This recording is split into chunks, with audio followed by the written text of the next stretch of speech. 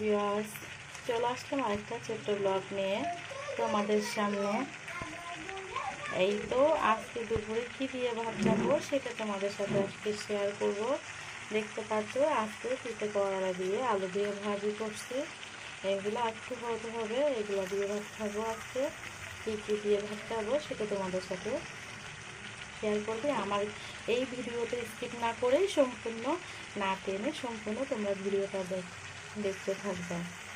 তাহলে চলো আমরা দুপুরের লাঞ্চটা তোমাদের সাথে শেয়ার করি। এই তো ভাত নিয়ে নিলাম, আজকে দুপুরে ভাত খাবো, ভাতটা নিয়ে নিলাম তোমাদের সাথে।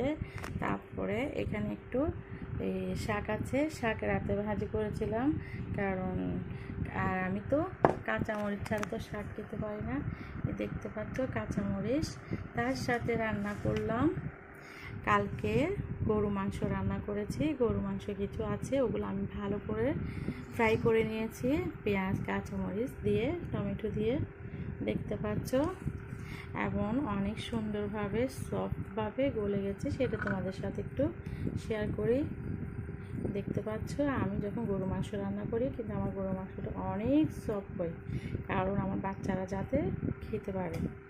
তারপরে রান্না করেছি মিষ্টি কুমড়া ভাজি, কোনো পানি ছাড়া একদম তেলের মধ্যে ভাজি করেছি।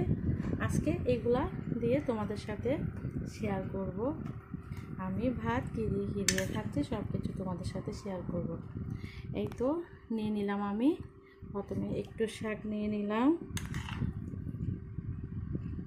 তারপরে আমি এখানে মিষ্টি কুমড়া ভাজি নিয়ে নিচ্ছি।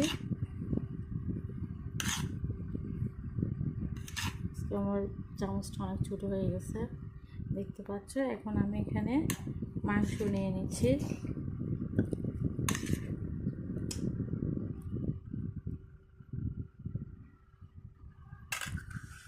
দেখতে পাচ্ছ আজকে আমার খাওয়াটা তোমাদের সাথে শেয়ার করলাম। যদি ভালো লাগে অবশ্যই আমার চ্যানেলের পাশে থাকবা,